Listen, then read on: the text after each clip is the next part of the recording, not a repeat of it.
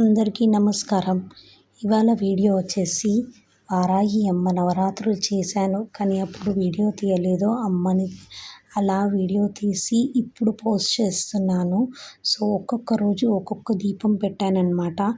ఈ దీపాల గురించి నేను మీకు పూర్తిగా వివరాలు చెప్తాను. సో వీడియో ఎండ్ వరకు చూడండి. అండ్ ప్రసాదాలు చూసారా ఎన్ని రకాలు పెట్టానో.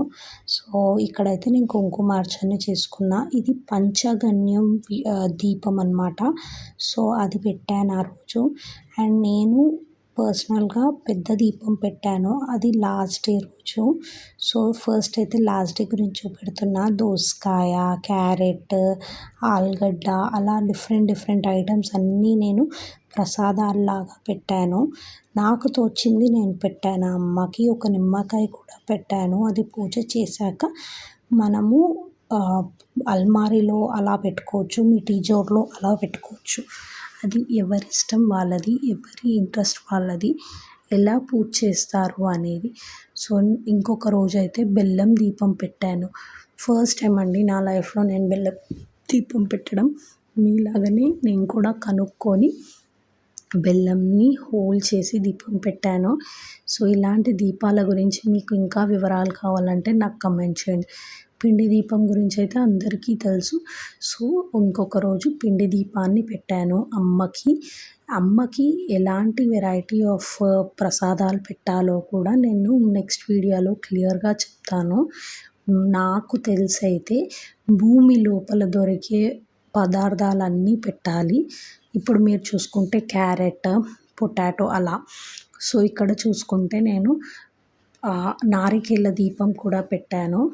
మన దగ్గర ఒకవేళ ఎర్రటి ఒత్తులు లేకపోతే కుంకుమలో ఒక ఎర్రటి ఒత్తులు వేసి అలా కూడా దీపం పెట్టొచ్చండి.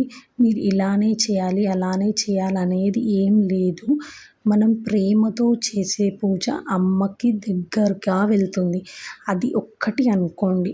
అంతేకాని ఇది చేయాలి అది చేయాలి మనమేం చాలా విధానాలు చేయాల్సిన అవసరం లేదండి. ప్రేమగా చేయాలి. ఇదైతే కంద దీపం అండి.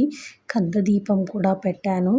అండ్ నేనైతే పోమోగ్రానైట్స్ కూడా అప్పుడప్పుడు ప్రసాదం పెట్టాను. వడపప్పు పానకం మాత్రం ఏ రోజు మిస్ చేయలేదు. అన్ని రోజులు వడపప్పు పానకం పెట్టాను. నాకు తోచినది పెట్టాను. చామగడ్డ పెట్టాను, ఊదు వేశాను. ఊదు ఎలా వేశానంటే నేనైతే ఒకటి ఊదు వేసేవి సపరేట్గా దొరుకుతాయి, అలా తీసుకొచ్చి వేశాను. ఇంకా కూడా కొంచెం పిడక ఉంటుంది కదా, ఆ పిడకను కూడా కొంచెం ఆయిల్లో పచ్చి చేసి దాంతో కూడా ఊదు వేశాను. యాక్చువల్గా అమ్మవారికి ఊదు వేయడం చాలా ఇష్టం. అమ్మవారికి ఎంత ఊదు వేసితే అంత ఇష్టంగా ఉంటుంది. సో అమ్మవారికి ఇష్టమైన పనులు చేయడం కూడా మనకి ఇంపార్టెంట్. జై వారాహి మాత. Like, share, subscribe. సో ఇలా రోజు ఒక దీపంతో అమ్మని అలంకరించుకొని పూజ చేశాను. నేనైతే సింపుల్గా పూజ చేశాను. మీరు ఎలా పూజ చేస్తారో లైక్, షేర్, కమెంట్ చేయండి. అండ్ అమ్మని పూజించేది అదృష్టం అనుకోవాలి. అంతేకాని ఇప్పుడు పూజ చేయొచ్చా, అలా పూజ చేయొచ్చా, ఇలా పూజ చేయొచ్చా అని సందేహం పెట్టుకొని ఏ పని చేయకండి. ఒక్కసారి పూజ చేస్తే మనకే అనిపిస్తుంది నేను చేయగలను అని చెప్పేసి.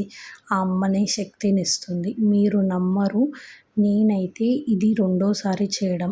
ఫస్ట్ టైం చేశాను, నాకు చాలా బాగా అనిపించింది, అందుకే మళ్ళీ చేశాను. జై వారాహి దేవి.